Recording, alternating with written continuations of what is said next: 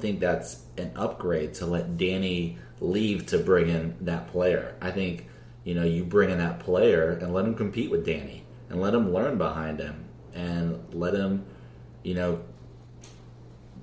be part of that rotation because we're probably going to rotate at that position anyways.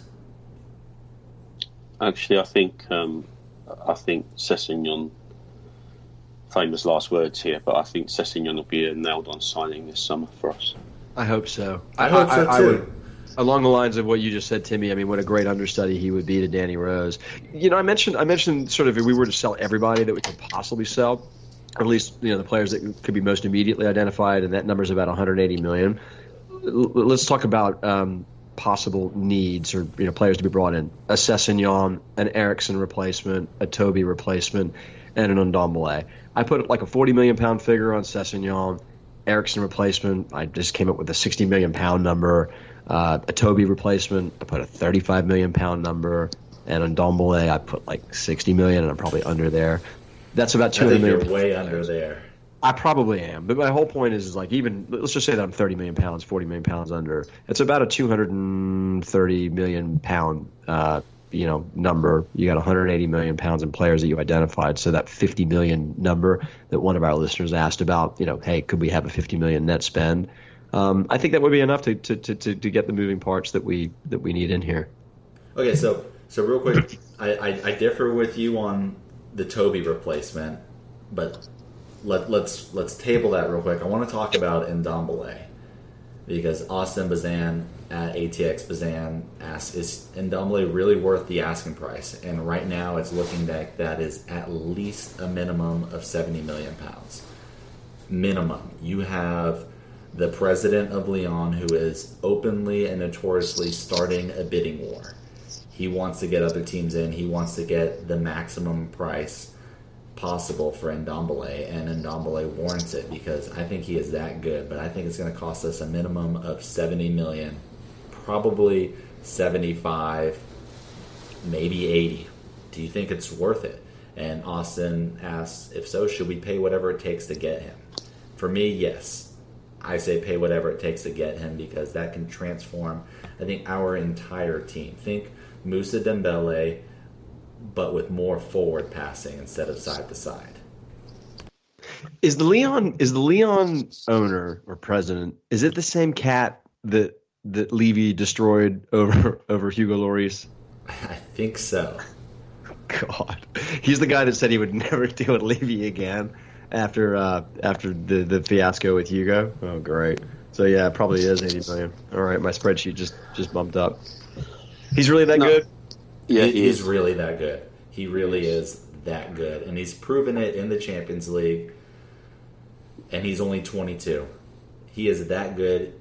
Like with Dele. I mean, think about it. If you get Ndombele and Dele, 22, 23, those are players that you build your midfield around for the next 5 years. I think when a generational player like that comes around, someone that you can rely on, who can change your team, I think you have to get them. And it's going to cost a lot. But if we want to really challenge City for the league title, challenge Liverpool for the league title, because Poch talked about, he wants to win the league. If you want to do that, this is the type of move you have to make.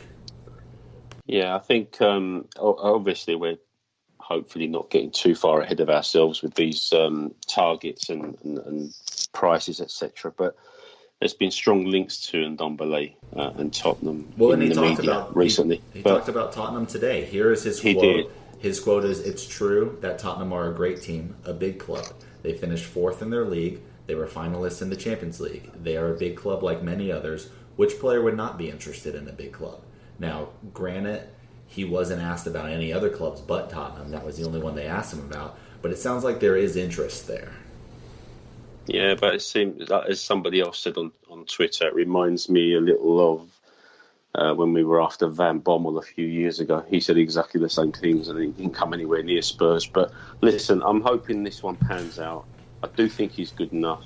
And to what you guys were saying, this really would be a line in the sand for Spurs. It really would be a marquee signing, and it would make people sit up and take notice, and we can start acting as big clubs do. This is that statement. This is we are acting like a big club. Although the positions are different, this is a little similar to what I wanted with Thomas Lamar 2 years ago, right? That kind of transformational kind of signing that's going to cost you a lot of money, and I'm hopeful that we do. What happened? I think he had a good season at Madrid, Atletico. But anyway. The point being, look, in and of itself, it's a sign of ambition. It's a sign of aggression and being willing to take risks and step up, and I think that in and of itself creates a certain psychology. Hey, Timmy, where are we on homegrown talent, and are we deficient there? Does that influence any of our transfer strategy this season? It depends who we let leave. If Danny leaves, that is a homegrown player gone. I think you can. I'm not the best one to ask on it, but I think it really just depends on who leaves. But I'm also thinking, if Jansen's leaving, if Nkudu's leaving, those are opening up international spots. So I don't think that affects us necessarily from bringing in other international signings. But we do need to target some English youth. Sessegnon would help with that issue if he's one of the players that we bring in. Do we have any idea, Vass, I'll throw this over to you, what a Ryan Sessegnon might cost, given the fact that he didn't have a very good season, given the fact that Fulham did go down? I mean, what were we talking about for him like this time last year? Pretty outrageous fee for a young guy that hadn't even played a I think we were game talking like 60 for him last year. I think we were. So what is he worth I think we're talking around the 50 million mark last year. But I haven't pegged it. What did I put in here? I put like 40 million. Is that no? Some are saying less than that. Some are 25 million. I reckon. No shit. Well, because the thing is, he's entering the end of his contract. He's not going to sign another one. Vass, don't you think that Poch would do? Don't you think Poch would do wonders with a player like him? Let me find out how many years he has left on his contract, real quick. But yeah, no, I thought he re-signed. I thought he re-signed with them last year, and I thought he extended. I don't think he did, but nevertheless, whether he's only got a year or not, what Sessegnon has done is he's narrowed his own market by saying that he wants to go to Tottenham. It ends in 2020. The club has an option for 2 years, so it is a club option, but the contract actually ends. And who knows with those options? Is there a release clause that triggers? We don't know the details, but when we exercise Toby's option, it triggers a release clause. So there could be things like that in his contract. But at the end of the day, if the player doesn't want to play for you, we know that contracts don't mean shit. You're going to force your way out. No, but as I was saying, I think he's narrowed his own market by making it known that he wants to move to Tottenham, or at least that's what's being reported. And if that is the case, then that weakens Fulham's negotiating on this. So I think we could potentially get him for somewhere in the region of 25 million. I would have no doubt that Levy would get something along those lines. So that's what we'd be looking at for Sessegnon. All right, so Josh Ballou on Facebook, he asked about the Sessegnon rumors. We touched on that. He also asked, and a lot of people have asked about this, the Bale reunion likelihood. Vass, you want to nip this in the butt for us? Would like to see it happen, but it's not going to. You would? Why? Again, it's a statement of intent, isn't it? It's like just pegging yourself as behaving like an elite club, but I can't see it happening. It's not going to happen. I mean, his wages are astronomical. He'd have to take a massive pay cut to even be considered. And if it happens, I don't think we're getting anyone else. None of these big signings we're talking about, Lo Celso and Ndombele, not happening. You're not getting them if Gareth Bale's coming in. I mean, there's been reports that he could be available for free, but I don't think Real Madrid's going to let him walk for free. You would have to pay something, but then just the wages, it's going to blow the structure. There's no way it works. Too much risk. Too much risk. Too much money. I think the ship has sailed. I think there's a cultural issue there as well. Player that I don't blame him for leaving us for Madrid, but I think that ship has sailed. Moving on to a new chapter. So let's think other players that we have been rumored with. I mean, if we sell Toby, who's a likely new center back that we bring in? Nobody. You there?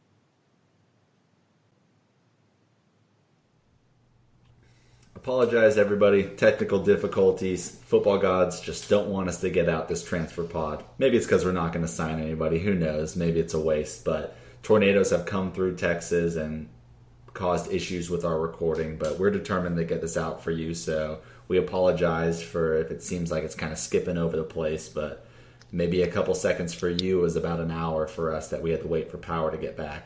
But we left off talking about the center back situation, and now it's just Vass and I here with you. No, it's Oh shit! Oh Carry shit! on. I didn't Lead, even my know you friend. jumped on. I didn't even know you jumped on. That's exciting. No idea. Okay, let's go. Wait, were you on the hear me fuck it up the first time and then just jump back in on this? No, I caught the right back thing. Oh, you just got. Well, I already did another intro. We're still recording, but I fucked it up once, so we're doing it again now. Last 2 weeks in the city, Jesus. Anyway, All right, so Sammy, you kick it off. We're talking about Toby. Should he be sold? If he is sold, well, I mean, not should he be sold, but if he is, because I think we're all in agreement, right? We would love Toby to stay. yes, me certainly. Vass? Yeah, definitely. Yeah, we'd like him to stay. It's But, just if someone meets that release clause, it's out of our hands. They paid $25 million. He agrees to go. He's gone. Nothing we can do for it. So the question comes: do we bring in a replacement? And Sammy, I think you got some opinions on this. What are they? Well, I want to keep him, and I think if you sell him, I mean, I don't think. I mean, if Sanchez were to go down, that leaves you with an aging Vertonghen, and it's not, and you've got a young Juan Foyth. It's not like that we've got, tons of depth back there. So I feel we're closer to winning in the next 2 years with Toby and Yan together. And I just don't think that you needed. I don't know. I just think it's too cheap. I think the cost of getting a really quality replacement, because Vertonghen's 32, right? I mean, the cost of getting a replacement would be so expensive. I just keep him, pay him up. It's about 30-ish million pounds to keep him for a considerable amount of time. But I get the fact that we lose sell-on value, so that's kind of how I feel. But the selling aside, because we want to keep him if we can pay him. Manchester United can pay him more. That's just the bottom line. If they're willing to pay $25 million for him to go and offer him a bigger contract that we can't, and he goes, it's out of our hands. So I think, but it's not though, and that's just it. And that's why I'm not sure that he is going to go, because he's awfully expensive for somebody, even for United. You got to pay those wages, and he's going to want 200,000 pounds a week. And he's also going to, and they also have to pay that $25 million release clause, and he's going to want a long deal. So they have the money, but they have to answer the same question that we do. Would they be closer to winning something quickly for that kind of investment? Our investment's going to be less, and we get to ask that question. I think if he moves on and it's out of our hands, and I want him to stay, but if he does, I don't think you really address that position this summer. Because, like you talked about, Sanchez and Foyth, that's the future for us. They're young. You also have Vertonghen. You have Davies, who can slide in and play center back and has. But also Dyer. What do you do with his position moving forward? And if we bring in Ndombele, put him further back in the pecking order, I think Dyer's more suited to be a center back than a central defensive midfielder. But the reason I don't think you go for him is the cost it's going to take to bring someone in. And we're trying to... we have bigger fish to fry. We got to get that center defensive midfielder. We got to get a right back, which we'll come on to next. But the cost it's going to be to bring someone in, Michael Keane, he's going to cost about $50 million, $60 million. Joachim Anderson's going to be about $40 million. Harry Maguire's upwards to 80 million. Even